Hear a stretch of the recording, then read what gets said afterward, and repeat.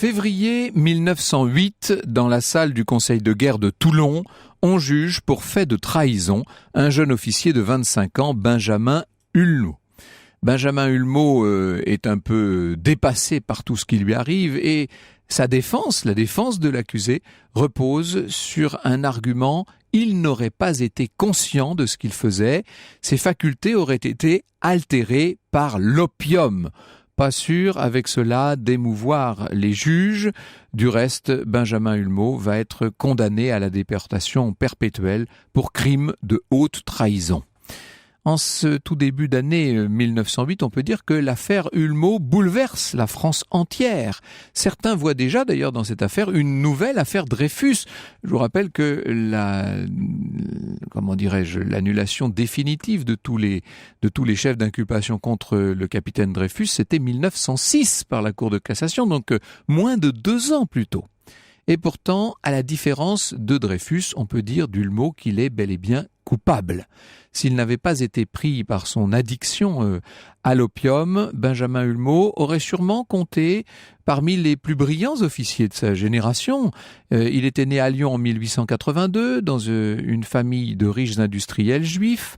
À 16 ans, il entre à l'école navale. Très vite, il est repéré comme un élément prometteur. Il excelle, disons-le, et à 20 ans, il devient officier, puis très vite enseigne de vaisseau sur le destroyer La Carabine. En 1903, il est affecté à Toulon. Quand on est à Toulon, on s'en va vers les destinations qui partent de Méditerranée, si je puis dire, et le voilà effectivement envoyé en Indochine. Benjamin est grisé par les perspectives de ce voyage très lointain. Vous imaginez ce qu'était l'Indochine à l'époque pour tous ces jeunes officiers. Il arrive à Saïgon, qui l'éblouit par, comme là, rappelez-vous, la voie royale de Malraux. C'est vrai que quand on arrivait en Indochine, on était ébloui par les paysages, par la nature, par les habitants, par ces terres entièrement nouvelles pour les arrivants. Et néanmoins, disons-le, au bout de quelques jours et de quelques semaines, l'ennui le gagne. C'est le cas de beaucoup de ses camarades. À Saïgon, les officiers se retrouvent assez vite oisifs, ils sont désœuvrés, lentement une étrange mélancolie s'empare d'eux, un vague à l'âme. Il faut imaginer ces longues journées dans la moiteur de l'Orient, sans activité, avec ce climat assez délétère, disons-le. Des longues siestes sous les ventilateurs, et dans cette vie monotone, Benjamin trouve somme toute assez peu d'échappatoire. Alors, pour tromper l'ennui, il va passer de douces soirées dans les bras de jolies jeunes femmes asiatiques, j'en perds ma voix. Bientôt, il découvre une nouvelle échappatoire, plus efficace encore, la fée brune, comme on l'appelle à Saïgon. Pour la première fois de sa vie, Hulmeau va pénétrer dans une fumerie d'opium. Il en existe énormément encore à Saïgon, bien sûr, et immédiatement, il est saisi par ce climat si particulier, cette odeur, à la fois étrange et troublante, déjà presque enivrante. Dès l'entrée, il s'avance dans les vapeurs d'opium, il prend place sur un coussin de soie d'Orient, il observe avec fascination la préparation de la pipée. C'est comme ça qu'on appelle tout ce système pour inhaler l'opium, cuisson, malaxage. Il y a cette aiguille qui puise les gouttes perlées, les gouttes qui vont se gonfler, se colorer de teintes rouges, dorées lorsqu'on les approche de la flamme. Il y a quelque chose d'étonnant, bien entendu. C'est une cérémonie qui captive Benjamin. Et lorsqu'on lui tend le bambou, il hésite, puis il tire sur la pipe, la fumée veloutée vient emplir sa gorge et ses poumons. Un étrange sentiment s'empare de lui. Son corps, soudain, lui semble léger, très léger, et en quelques secondes, l'ennui, l'angoisse, les peurs éventuelles s'évanouissent, se volatilisent. Il a soudain pris un envol, si je puis dire. Il a cette sensation de plénitude, de clairvoyance, et à mesure qu'il tire de nouveau sur la pipe, sa tête s'emplit d'images fantasmagoriques, d'images étincelantes et irréelles, et dans les jours qui suivent, Benjamin prend l'habitude de tirer sur le bambou, comme on dit, très vite. Il en arrive à fumer une 20aine de pipes par jour, vous m'avez bien entendu. Il est enivré par les délices, par les illusions de l'opium, et ne se rend pas compte, somme toute, qu'il est devenu déjà dépendant à la drogue. Lorsque son service naval l'oblige à se tenir loin des fumeries pendant plusieurs jours, Évidemment, il lui faut renoncer momentanément à la pipe, mais il est complètement déstabilisé à ce moment-là. Alors il trouve une alternative, il se met à prendre des pilules d'opium. Et lorsqu'il n'est pas en service, il prend donc l'habitude de plus en plus régulièrement de fumer, de boire avec ses camarades officiers. Il passe des nuits enivré par le whisky dans les bars de Saïgon. Vous voyez comme ce jeune homme mène une vie exemplaire, hein entre les fumeries d'opium et les beuveries dans les bars de Saïgon. En 1905, Benjamin est de retour en France. Il va passer quelques jours auprès de sa famille, en congé. Évidemment, là, il n'est plus question de fumer du tout. Alors, les 3 premiers jours sont extrêmement difficiles. C'est le fameux sevrage. Et au début, ça lui cause toutes sortes de malaises. Mais ces malaises, peu à peu, disparaissent et Benjamin Hulmeau se réhabitue à une vie sans opium. À Toulon, il reprend son service à bord du navire Le Gaulois, mais la mode de l'opium est maintenant arrivée jusqu'au port français, c'est-à-dire que à Toulon, les marins, les officiers ont pris l'habitude de succomber, comme en Orient, à l'ivresse de la pipe d'opium. Les fumeries se sont multipliées jusque dans le cœur de la ville du sud de la France, de cette ville du Midi. Pour tout vous dire, les fumeries d'opium sont généralement attenantes aux maisons closes, c'est la même adresse. Très vite, l'officier de marine est donc repris par ses mauvaises habitudes. Il dépense son argent dans les fumeries du port. Son père, qui vient de mourir, lui a laissé un confortable héritage.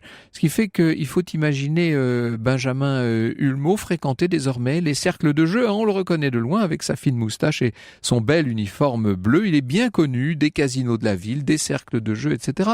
On le connaît pour une vie, comment pourrait-on la qualifier? Une vie un peu de débauche, en tout cas très excentrique et incontestablement turbulente. Un soir, dans une maison de passe, dans une maison close, le jeune officier va faire la connaissance de Lison. Et immédiatement, il est envoûté par le charme de cette jeune femme à la taille de guêpe, aux yeux noirs de jais, aux cheveux brillants. Elle est vive, elle est intelligente, elle est douce à souhait. Et Hulmeau va passer sa soirée avec elle et le lendemain matin, il l'emmène se promener dans les pinèdes du littoral méditerranéen. Dans les jours qui suivent, il la revoit, il l'emmène au carnaval de Nice, il l'entraîne jusqu'à Monte-Carlo, jusqu'à San Remo, et ce sont des jeux, et il lui offre des bijoux, des bagues, des colliers, bref, il est fou amoureux. Le problème, c'est que Lison monnaie ses charmes, est-ce que j'ai besoin de vous le préciser? Et depuis qu'elle a pris goût au voyage, aux salles de jeu et au casino, elle est devenue de plus en plus exigeante. Elle coûte cher à Hulmeau, très cher même. L'héritage de l'officier fond comme neige au soleil. Et pourtant, dans un premier temps, on ne peut pas dire qu'il s'en soucie tellement. Il est tellement fier de la nouvelle vie qu'il peut offrir à la belle Lison. Ensemble, on les voit s'installer dans la villa Gléglé, dans le quartier du Mourillon. Les amants s'adonnent régulièrement ensemble aux délices de l'opium. Lison ne fume que 12 à 15 pipes par jour, tandis que l'officier, lui, maintenant, est arrivé à 30 chaque jour. C'est-à-dire qu'il ne sort plus de l'opium d'une certaine manière, et les factures s'accumulent, et les dettes, bien sûr. Benjamin a dilapidé sa fortune, et à mesure que s'épuisent ses économies, Lison a tendance à se détourner de lui. Elle menace même maintenant de le quitter. Alors, il va lui promettre de trouver de l'argent, il lui jure qu'il va aviser. La drogue lui permet encore de voir ses problèmes d'une manière très adoucie, disons même complètement modifiée. Et après plusieurs pipes d'opium, les dettes ne sont plus un problème, vous savez, et lui est persuadé qu'il a dans la poche les solutions. D'ailleurs, une idée lui vient. Une idée qui lui paraît soudain évidente, une idée enfantine, d'une simplicité déconcertante. Il va dérober des documents secrets sur le navire où il effectue son service et il va les vendre à l'Allemagne. Ben oui, quand vous êtes plein d'opium, si je puis dire, c'est le genre d'idée qui vous paraît excellente, ça. Ses yeux brillants, vacillants, hallucinés se sont maintenant allumés. Ivre de drogue, fou d'amour, notre jeune officier s'imagine déjà palper une somme immense. Il est persuadé, et personne ne pourrait lui faire croire le contraire, qu'il a eu l'idée du siècle. Franck Ferrand vous conte l'histoire sur Europe 1. Alors cet après-midi, Franck Ferrand, vous nous emmenez au cœur de l'histoire de l'opium. Vous nous racontez la machination insensée d'un officier de la marine dépendant à l'opium. Il souhaite vendre des documents secrets à l'Allemagne pour éponger ses dettes. Oui. Alors avant de poursuivre cette histoire, on sait qu'il y a Baudelaire, bien sûr, mais est-ce qu'il y a d'autres consommateurs célèbres d'opium dans l'histoire ? Vous savez, Baudelaire écrivait que de la fée brune, qu'elle agrandit ce qui n'a pas de borne, approfondit le temps, creuse la volupté, et de plaisirs noirs et mornes remplit l'âme au-delà de sa capacité. Alors parmi les célèbres fumeurs d'opium, il y a eu Nietzsche, bien sûr, il y a eu Picasso, Cocteau, Artaud, etc. Aussi Benjamin Franklin, qui au départ, il s'était vu prescrire, il était devenu âgé, Benjamin Franklin, il s'était vu prescrire de l'opium par ses médecins. Seulement, la drogue lui a coupé l'appétit, l'a amaigri, a altéré ses capacités de concentration, au point même qu'il n'a jamais pu aller au bout de ses mémoires. J'avais eu l'occasion de vous dire ça il y a quelque temps. Alors, dans le cas de Benjamin Hulmeau, ce sont les capacités de jugement qui sont altérées. Pendant l'été 1907, son supérieur, le lieutenant de vaisseau qui commande la carabine, est en permission et donc c'est l'officier Hulmeau qui est chargé du commandement du navire à titre intérimaire et Hulmeau ne perd pas une seconde. Il sait où se trouvent sur le navire les documents secrets qui recensent l'état de la flotte française en Méditerranée et la défense de Toulon. Il a la combinaison du coffre. Il va sortir les documents en question, prendre des clichés et quelques jours plus tard, lorsque son propre supérieur est de retour, il sollicite à son tour une permission et se rend en Belgique. Là, il prend contact avec un agent allemand qui s'appelle Tyson. Les deux hommes conviennent d'un rendez-vous à l'hôtel de l'Univers, célèbre hôtel de Bruxelles. On est là le 17 août 1907. Et le jour J, donc, Hulmeau retrouve l'Allemand, il lui explique qu'il est prêt à livrer ses documents secrets pour la somme de 950 000 francs, somme complètement démente. L'Allemand n'est pas prêt à acheter à ce prix, il négocie en mettant en doute la véracité des documents et Hulmeau finit assez vite par baisser son prix. Le dernier prix possible, c'est 450 000 francs. Et là encore, l'Allemand refuse, la négociation échoue et quand Hulmeau rentre à Toulon, il est totalement déçu. C'est que dans le monde sans opium, les choses se passent un peu moins facilement, qu'est-ce que vous voulez. Alors maintenant, il dispose de clichés, de documents confidentiels, qu'il n'a donc pas réussi à vendre. Et après quelques jours, une nouvelle idée tout aussi brillante lui vient, sans doute sous l'effet de l'opium, n'ayez pas peur. Il va faire du chantage carrément au ministère français de la Marine. Le 9 septembre 1907, il écrit une lettre anonyme à Monsieur Thomson, ministre de la Marine. Monsieur, je possède un cliché des documents suivants, donc il fait la description des documents. Je vous livrerai le cliché unique négatif que je possède. Je veux pour cela 150 000 francs. Si le prix vous semble trop fort, proposez votre dernier prix, insérez à la petite correspondance du journal le plus tôt possible la note suivante, Paul à Pierre accepte prix demandé ou tel prix. Je vous écrirai ensuite de façon à échanger les pièces contre argent, etc., etc. En billets de 1000, précise-t-il. Eh bien, miracle.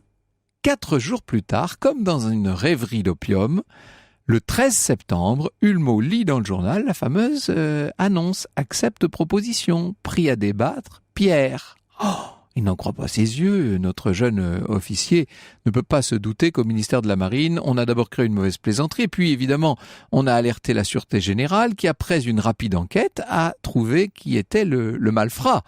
Et Hulmeau est loin de se douter qu'il fait l'objet donc de cette enquête très suivie de son côté. Il est persuadé que son opération a réussi tout simplement. Alors il répond par cette lettre. Monsieur, lu votre annonce aujourd'hui, vous prie faire insérer un autre disant Paul à Pierre, mon dernier prix est tant.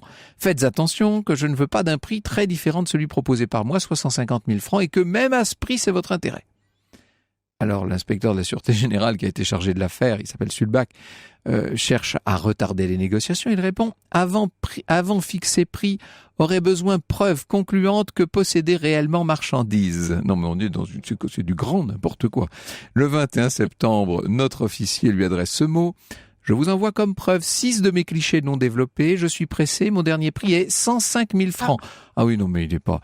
6 juin, la façon dont je veux que s'opère la livraison, etc., etc. Procédez comme suit, dit-il. Le porteur de la somme, contenu dans un paquet ficelé le plus petit possible, prendra le rapide de 9h20 du soir, gare de Lyon pour Marseille.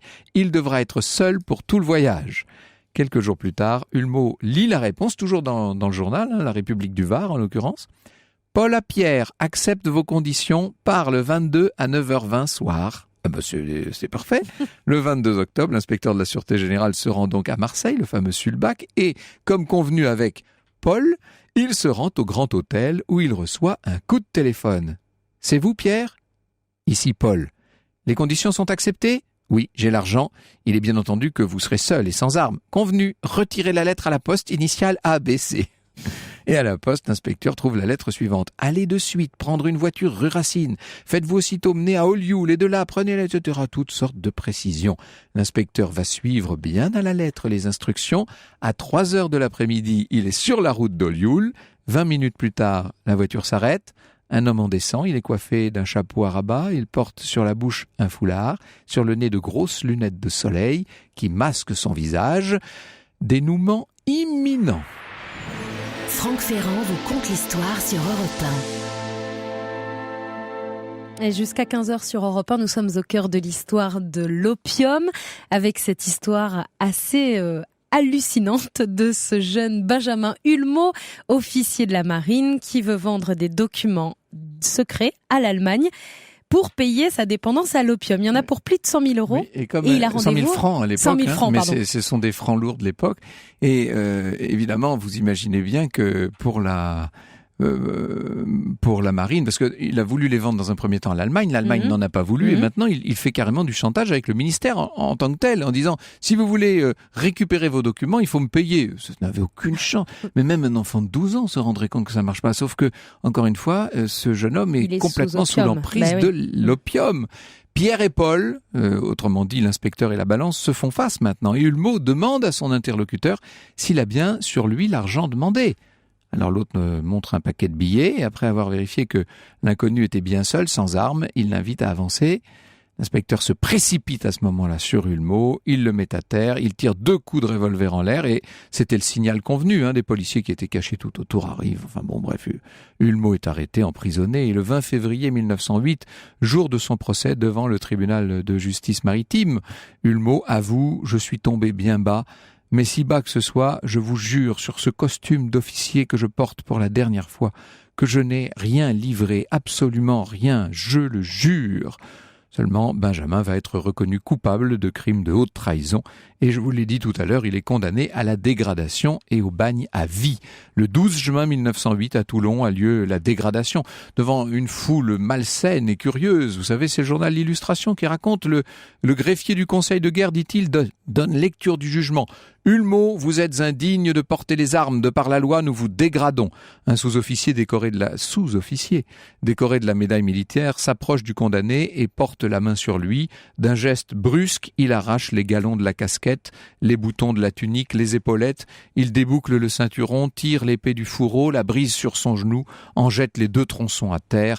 En quelques secondes, tous ses attributs gisent au pied d'Hulmeau, au pied de l'enseigne. Ça fait penser à la dégradation du capitaine Dreyfus, quelques années plus tôt, dans la cour de l'école militaire à Paris.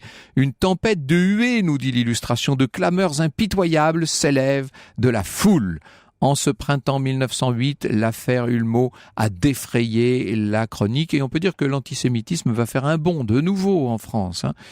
Le 10 juillet 1908, Benjamin embarque avec 740 autres condamnés à bord du navire La Loire à destination de la Guyane et sur le navire, il est séparé des autres criminels. Il est isolé à l'arrière et lorsque le bateau finit par accoster sur l'île du Diable, on conduit le condamné jusqu'à une case, la même qu'avait justement occupée Dreyfus 10 ans plus tôt. Hulmeau va disposer de quelques vêtements seulement et de quelques malheureux livres pour occuper ses journées, pour tromper l'ennui. Inutile de vous dire que cette fois, il n'a plus du tout le recours de l'opium. Eh bien, il faut croire qu'il a réussi à être inventif néanmoins parce que des années plus tard à Cayenne, après s'être converti au catholicisme et avoir perdu plusieurs dizaines de kilos, il écrira dans son journal « Les mois depuis le 15 août jusqu'à décembre ont été quasi hors du monde. J'ai passé là les jours les plus intéressants de ma vie. » Cette histoire va connaître un drôle d'épilogue, un épilogue important, politique, historique, puisque c'est à cause de cette affaire Hulmeau que le 30 octobre 1908 est pris un décret fondateur, décret qui interdit, hors usage médical bien sûr, la vente et la consommation de l'opium. Au moins, Benjamin aura servi à cela. Bonjour Hugues de Meude. Bonjour. C'est vous qui avez dirigé ce dossier dans le nouveau numéro d'Historia, ce dossier sur les secrets de l'opium. Alors, il y a bien sûr la guerre de l'opium sur laquelle nous allons revenir dans un instant, mais il y a toutes ces affaires plus ou moins connues et surtout plus ou moins cachées d'opium. On n'imagine pas à quel degré l'opium a pu commettre des ravages à la belle époque. Le cas de cet officier, de ce Benjamin Hulmeau, est loin d'être un cas isolé. Non, loin d'être un cas isolé, et si je me réfère par exemple à un article du Petit Journal de 1903, il est clairement vilipendé, il est voué aux gémonies en indiquant effectivement que ce n'est pas simplement dans le port de Toulon que les officiers de marine ou les officiers de l'armée coloniale ou bien les matelots s'adonnent à ce plaisir coupable aux yeux du Petit Journal, mais bien dans les autres ports. Mais bien sûr. Pourquoi les marins plus particulièrement ? Pourquoi est-ce que c'est le métier visé, si je puis dire ? Parce que ils ont plus de facilité à se procurer l'opium ? D'une part, effectivement, et il y a un lien direct avec l'Indochine. Alors souvenons-nous effectivement du contexte dans lequel cette affaire Hulmeau s'est déroulée. Nous sommes donc effectivement en 1907-1908. Il faut se souvenir que 10 ans auparavant, Paul Doumer, en 1897, devient le nouveau gouverneur de l'Indochine. Mm-hmm. Et donc Paul Doumer décide, pour développer l'Indochine et notamment l'installation de chemins de fer dans ces territoires afin de faire prospérer des routes, des ponts, des voies, etc. Exactement, il doit avoir recours à l'emprunt, un emprunt massif qu'il devra gager auprès des investisseurs sur 3 régies.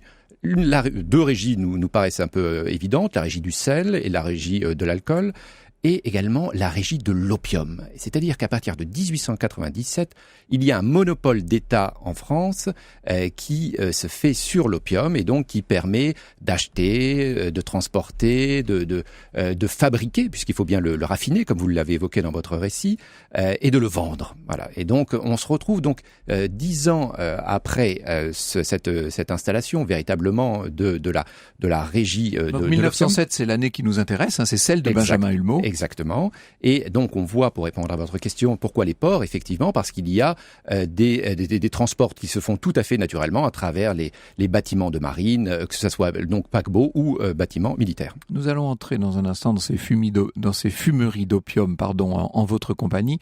Nous allons voir à quoi répondait le besoin de l'opium à l'époque. C'était on pourrait presque parler d'une drogue noble.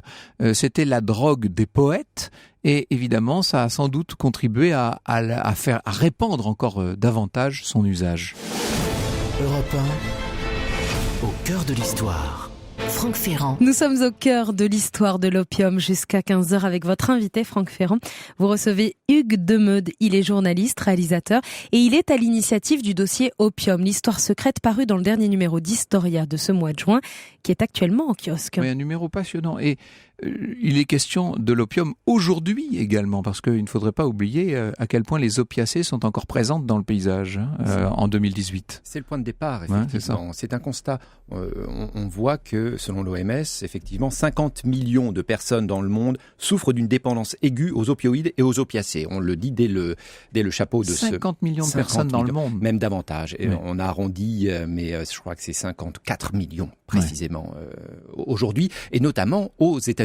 Il y a une grave crise sanitaire qui a lieu depuis quelques années aux États-Unis, notamment liée à une dépendance aux médicaments analgésiques issus d'opiacés, d'opioïdes. C'est-à-dire on détourne des médicaments à des fins pour se droguer. Oui, où ils sont, disons, délivrés avec beaucoup trop de libéralité. Oui, c'est ça. Alors cet opium, il faut peut-être expliquer d'où il vient. Il faut parler du pavot en quelques mots comme ça.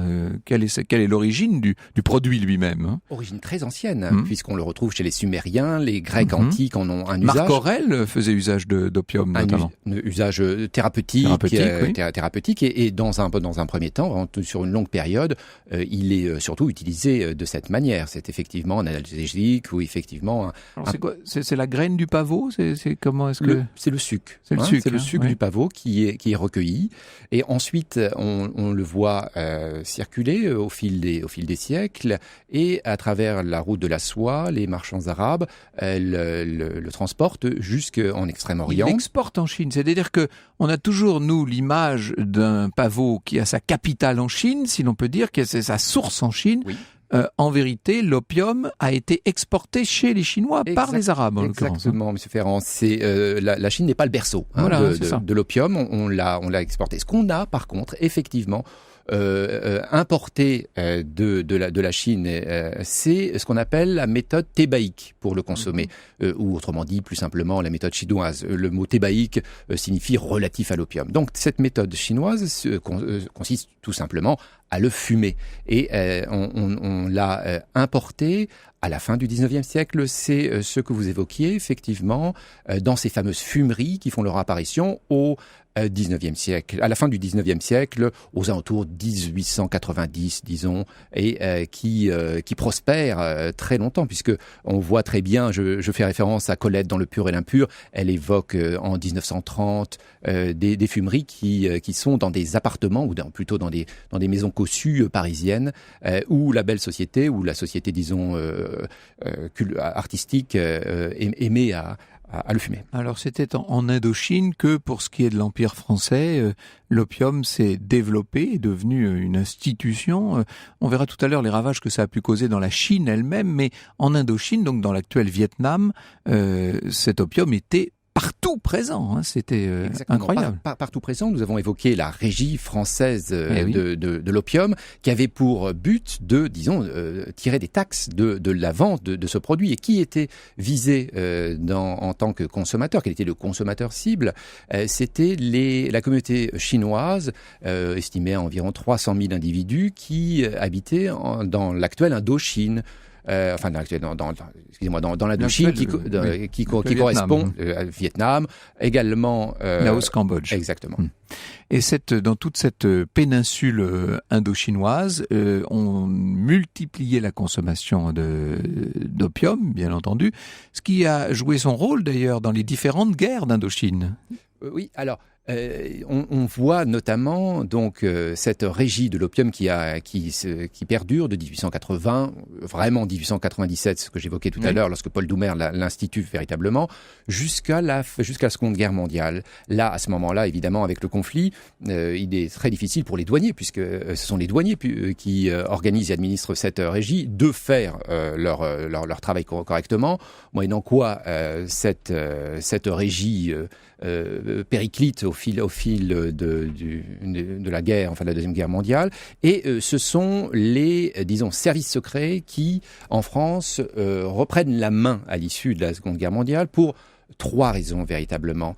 La première, c'est de pouvoir empêcher le Viet Minh, qui alors est en train de prendre évidemment de l'ampleur, d'empêcher le Viet Minh de faire la main basse sur un stock d'opium qu'il pourrait ensuite lui-même revendre. Ça, c'est le premier argument.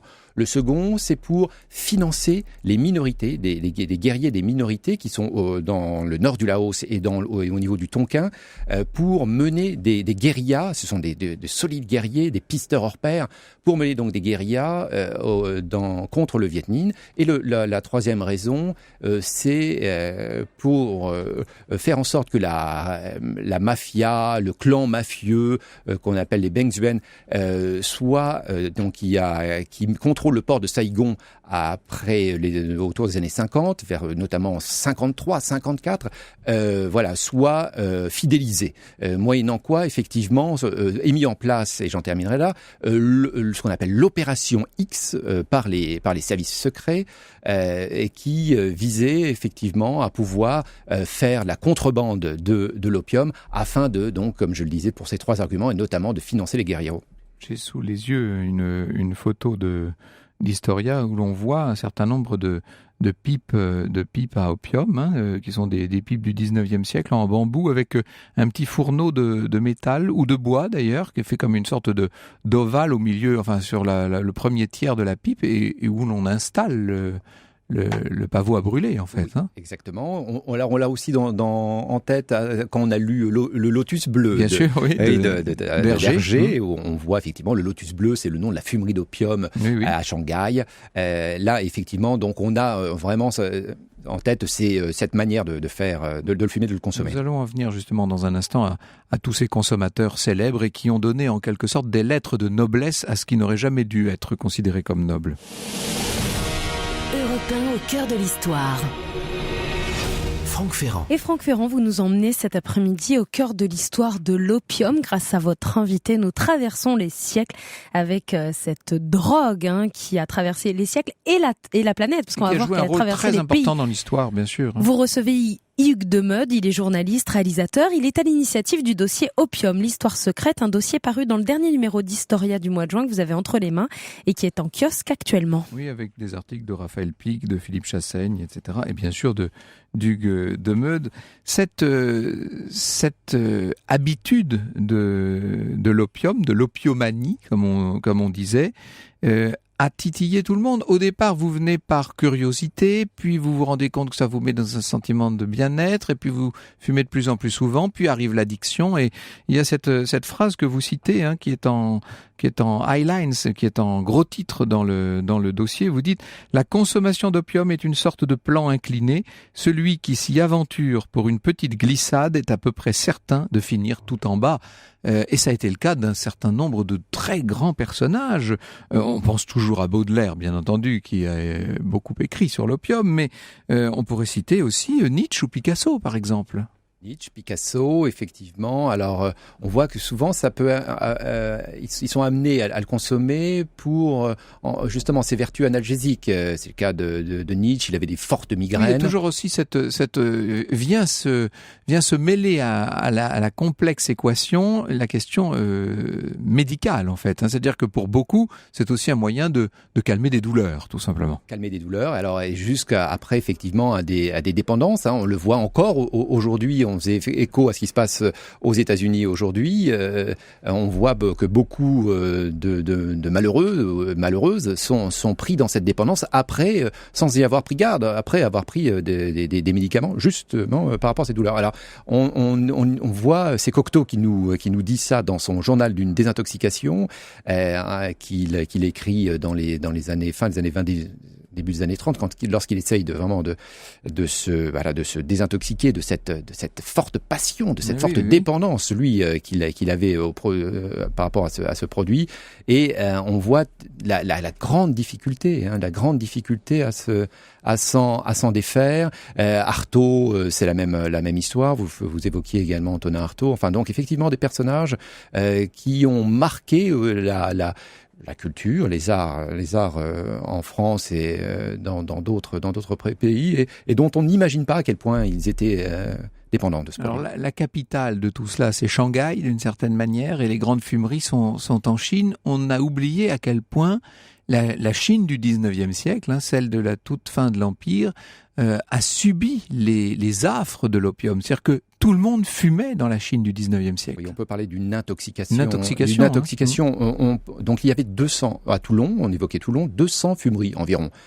À Shanghai, on considère qu'il y avait plus de 1200 fumeries d'opium, pour donner un ordre d'idée. Oui, et non seulement c'est une intoxication, mais une intoxication volontaire. C'est ça qu'il faut bien avoir à l'esprit, et c'est ce que nous détaillons précisément dans le cadre de ce dossier, c'est que l'Angleterre a entretenu les choses, a même attisé le feu. Et en quelques mots, on comprend bien, c'est-à-dire que sans cautionner évidemment, mais dès la fin du XVIIIe siècle, il y a un déficit de la balance commerciale dans les échanges avec la Chine qui est astronomique du côté anglais comme pour les autres pays occidentaux, puisque on leur importe le thé, la soie, les porcelaines, les épices, enfin à n'en plus finir. Et c'est vraiment toute la bonne société qui en consomme énormément, et on est dépendant de ces produits-là. Et les Chinois de leur côté sont intéressés par rien. C'est-à-dire que cette vieille civilisation plusieurs fois millénaire regarde les Occidentaux arriver un peu comme des barbares, et ça fait même sourire et hausser les épaules à l'empereur de Chine qui dit: mais qu'est-ce que vous avez à nous proposer? Rien de ce que vous avez ne nous intéresse. Nous sommes déjà beaucoup trop développés d'une certaine manière. Et là, les Anglais se disent: la seule chose qui va pouvoir intéresser les Chinois, c'est l'opium. Exactement. Et ce qui va conduire à cette fameuse guerre de l'opium en 1838 précisément, qui va durer 2 ans. Et cette guerre, elle est consécutive au fait que l'empereur de Chine, voyant... Ça, c'est la première. La il y a première, eu 2 guerres d'opium. deux guerres. La suivante a lieu de 20 ans plus tard. Donc, disons que ces 2 guerres de Chine sont consécutives au fait que l'empereur de Chine, voyant les dégâts que cela occasionne auprès des dégâts sanitaires, sa population dit arrêtons, il faut cesser, j'interdis la vente, j'interdis que soit consommé dans le pays, dans mon pays, ce produit. Sauf que ça ne fait pas l'affaire des Anglais, évidemment. Non, et ça ne fait pas la guerre des Anglais. Et des Français accessoirement, d'ailleurs, notamment pour la Deuxième Guerre. Bien sûr. Mais ce qui caractérise les Anglais, c'est qu'ils dominent, ils dominent la production, puisque ils font pousser des pavots, et donc ils peuvent avoir l'opium de l'Inde. C'est au niveau du Bengale, notamment. Ils ont ce produit en fort tonnage depuis l'Inde, et qu'ils peuvent vendre en Europe, mais évidemment en forte quantité en Chine, et moyennant quoi le gouvernement de la reine Victoria décide de déclencher cette guerre qui aura pour répercussion immédiate déjà d'ouvrir le port de Shanghai que vous évoquiez comme principal port pour faire un grand port international. Exactement. Et puis de légaliser à la fois la vente et la consommation de l'opium. Oui, et là ce sera la fin, si je puis dire. Mais les Chinois trouveront d'autres moyens pour se débarrasser des Occidentaux. Ça nous entraînerait dans d'autres domaines. L'opium, histoire secrète, c'est donc le titre de ce dossier qui est le grand dossier, l'un des 2 grands dossiers de ce numéro du mois de juin d'Historia. L'autre, celui qui est en couverture, concerne Marie-Antoinette. On se pose la question, était-elle coupable? Autour de l'ouvrage de Jean-François Kahn, bien entendu, avec la participation d'Evelyne Levert, d'Olivier Coquard et de Joël Félix. Merci beaucoup, Hugues Demeute, d'avoir été des nôtres. On aurait pu feuilleter encore davantage Historia et trouver encore bien d'autres sujets. Mais je trouve que ces 2-là, déjà, ont de quoi occuper nos auditeurs pendant un certain temps. Merci beaucoup. Europe 1, au cœur de l'histoire.